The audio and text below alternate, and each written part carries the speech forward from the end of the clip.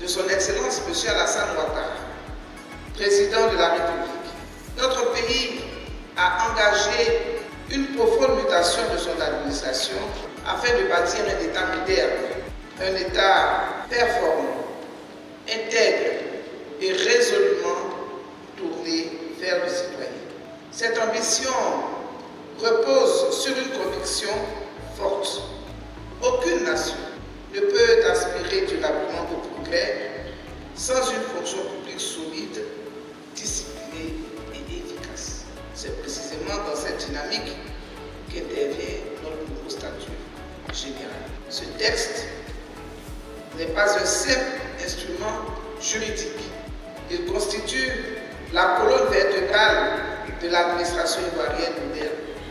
Il est l'ossature qui structure l'action publique, encadre les droits et obligations des agents de l'État, fixe les exigences d'éthique et de responsabilité et donne à l'administration les fondements nécessaires pour répondre efficacement aux attentes des citoyens. Distingués participants, mesdames et messieurs, c'est sur cette note d'engagement et d'espérance que je déclare officiellement ouvert les travaux de l'atelier de renforcement des capacités des préfets de région et des directeurs régionaux de la fonction publique sur les innovations du nouveau statut général de la fonction publique.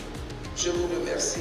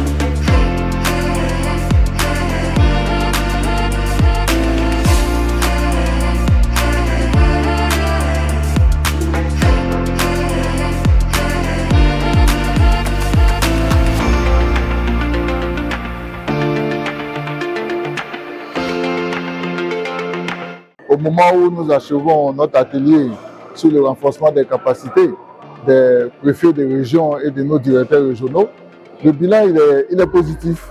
Positif parce que nous avons pu regrouper au cours de ces 2 jours les préfets et qui sont donc les responsables de l'organisation et du fonctionnement de notre administration en région avec nos directeurs régionaux qui sont des acteurs opérationnels et qui sont pour nous des conseillers des préfets de région. Et nous avons pu les rassembler ensemble pour avoir une compréhension commune des innovations du nouveau statut général de la fonction publique et de ses décrets d'application.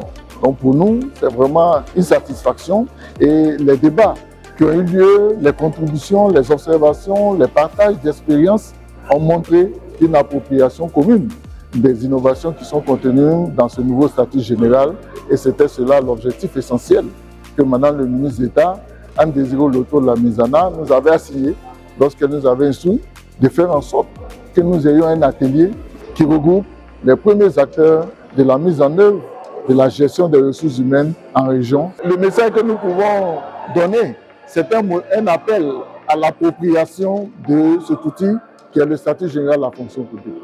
Parce que c'est celui-là, ce statut, qui organise la carrière du fonctionnaire depuis le recrutement jusqu'à la sortie, c'est-à-dire la retraite. Donc lorsqu'on est fonctionnaire, le premier outil qu'on doit maîtriser, c'est le statut général de la fonction publique. Donc j'invite l'ensemble des fonctionnaires à s'approprier le statut, à s'approprier les innovations qui sont contenues dans ce statut. Et il y en a beaucoup. Ces innovations concernent, je peux dire, toutes les phases de déroulement de la carrière, depuis le recrutement, la gestion, la formation, la discipline et même les récompenses, c'est-à-dire les décorations, etc.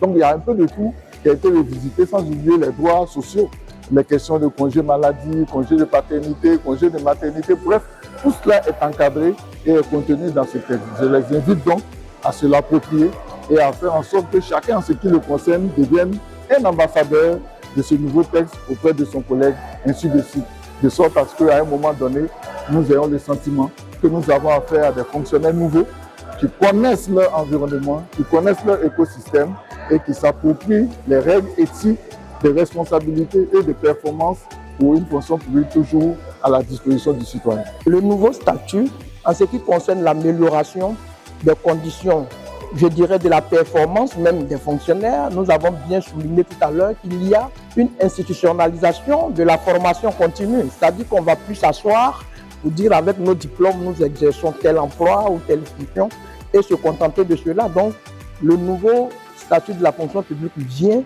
concrétiser cette opportunité qui s'offre aux fonctionnaires à l'effet d'aspirer à la performance à travers les formations.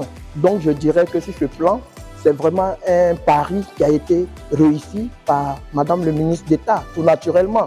Parce qu'aujourd'hui, nous sommes à l'aise, quand bien même nous sommes sur le terrain, nous pouvons suivre des réunions en ligne, nous pouvons aspirer à des formations aussi bien au niveau national qu'au niveau international.